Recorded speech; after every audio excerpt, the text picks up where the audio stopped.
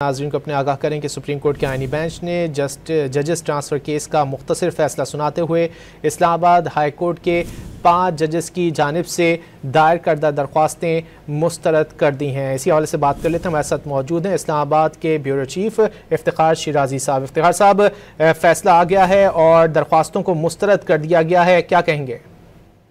बिल्कुल, इसका मतलब हो चुका है जो 20वीं और 27वीं आईनी तरमीम में आर्टिकल डाला गया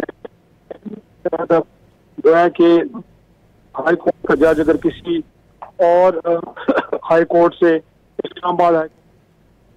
शिराजी साहब, आपसे दोबारा रब्ता करने की कोशिश करें, आपकी आवाज़ सही तरह मौसूल नहीं हो रही। सुप्रीम कोर्ट के आईनी बेंचेस ने जजेस ट्रांसफ़र केस का मुख्तसर फैसला सुनाते हुए इस्लामाबाद हाई कोर्ट के 5 जजेस की जानिब से दायर करदा दरख्वास्तें मुस्तरद कर दी हैं।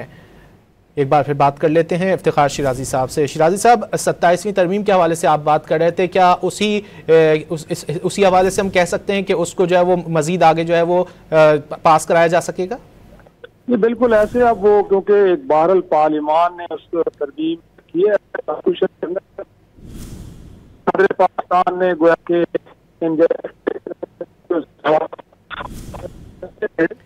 तो यकीनी तौर पे हम कह सकते हैं। शिराजी साहब, आपसे दोबारा रब्ता करने की कोशिश करते हैं। सुप्रीम कोर्ट के आईनी बेंच ने जजेस ट्रांसफ़र केस का मुख्तसर फैसला सुनाते हुए इस्लामाबाद हाई कोर्ट के 5 जजेस की जानिब से दायर करदा दरख्वास्तें मुस्तरद कर दी हैं। जस्टिस मोहम्मद अली मजहर की सरबराही में 5 रुकनी आईनी बेंच ने जजेस ट्रांसफ़र केस की समाअत की। पाकिस्तान तहरीक इंसाफ के बानी के वकील इदरीस अशरफ ने दलाइल समेटे और कहा कि जजेस ट्रांसफ़र गैर कानूनी है। इस्लामाबाद हाई कोर्ट में सियासी तबादले किए गए। अटर्नी जनरल मंसूर उस्मान आवान और सीनियर कानूनदान मुनीर मलिक ने जवाबुल जवाब में दलाइल दिए कि तमाम मुगलक के दलाइल मुकम्मल होने पर केस का फैसला महफूज कर लिया गया है। बेंच के सरबराह जस्टिस मोहम्मद अली मजहर ने कहा कि जजेस ट्रांसफ़र के खिलाफ केस का मुख्तसर फैसला जो है वो सुना दिया गया है। सदर मुमलिकत की जानिब से दीगर हाई कोर्ट से जजेस का इस्लामाबाद हाई कोर्ट तबादला किए जाने के बाद अदालत आलिया के 5 जजेस ने सीनियरिटी के मामले पर रवां साल 20 फरवरी को सुप्रीम कोर्ट ऑफ पाकिस्तान में दरख्वास्त दायर की थी। एक बार फिर हमारा राब्ता बहाल हुआ है इफ्तिखार शिराजी साहब से, उनसे तफसीलात जान लेते हैं। इफ्तिखार साहब, बताइए।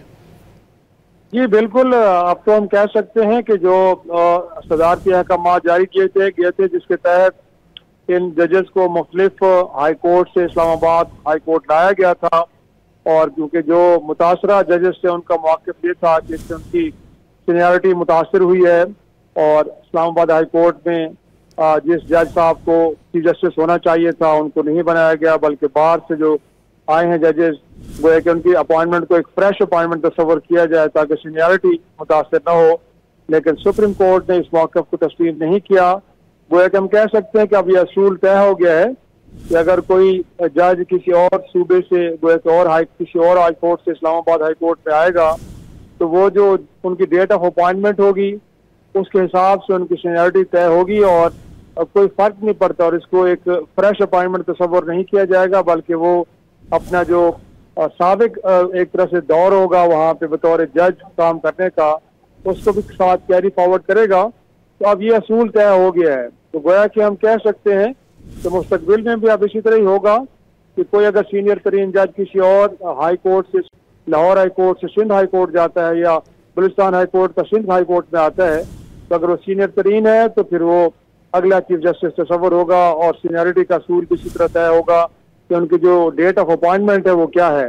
तो जो किसी भी जज से पहले अपॉइंट होगा वो सीनियर तरीन तस्वर किया जाएगा। तो मेरे ख्याल में आप एक तरह से कॉन्स्टिट्यूशन के अंदर तो इस असूल को तय कर ही दिया गया था, लेकिन अब मामला सुप्रीम कोर्ट में भी जब गया है तो वहाँ भी आईनी बेंच ने इसको गोया के क्लियर कर दिया है कि जो इक़दाम हुकूमत वक्त की जानिब से उठाया गया था और उसकी बुनियाद पे, आईनी तरमीम की बुनियाद पे जजेस की जो सीनियरिटी उसको तय किया गया था, सुप्रीम कोर्ट भी उससे गोया के सहमत है, कंफर्टेबल है, और वो समझती है अदालत की हुकूमत वक्त ने बिल्कुल दुरुस्त इक़दाम उठाया है।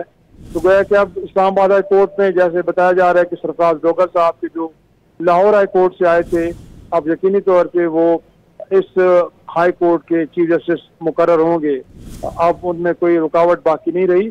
तो जाहिर सी बात है, एक कॉन्स्टिट्यूशनल क्वेश्चन था, और जो मुतासरा जजेस था उनका ख्याल ये था कि नए जजेस जो मुख्तलिफ हाई कोर्ट से आए हैं, बलूचिस्तान से, सिंध से और पंजाब से, उनके आने से उनकी सीनियरिटी मुतासर हुई है, तो अब बहरहाल सुप्रीम कोर्ट ने असूल जो है इसको तय कर दिया है और इसके बाद ये कन्फ्यूजन अब बाकी नहीं रही। शिराजी साहब, ये बताएगा जिन 5 जजेस की जानिब से दरख्वास्त दायर की गई थी, क्या अब अपील भी कर सकेंगे इस हवाले से? देखिए, मेरा ख्याल है इसके बाद तो शायद रिव्यू में जाने के लिए आपको तो बहुत बड़ी वजह बतानी पड़ेगी कि जो जजमेंट आई है इसमें कौन से ऐसे लकूनात रह गए हैं या वो क्या कौन से ऐसे फैक्ट्स हैं कि जो हिडन रहे हैं, जो अदालत के सामने नहीं आए। तो मुझे नहीं लगता कि इस मामले में कोई बहुत बड़े हकायक अभी बाकी हैं जिनको अदालत के सामने पेश करना रह गया था और ज़रूरी है कि वो पेश किए जाएं। तो उसके बाद वो अपने फैसले पे, क्योंकि रिव्यू में बड़ा कम मार्जिन होता है कि जो जजेस एक फैसला दें और उसके बाद अपने फैसले के यकसर मुख्तलिफ फैसला दें। तो मुझे नहीं लगता कि अगर रिव्यू में जाते भी हैं तो कोई बाकी रह गया, क्योंकि जिस बेंच ने दिया है इससे लार्जर बेंच तश्कील दिया जाएगा।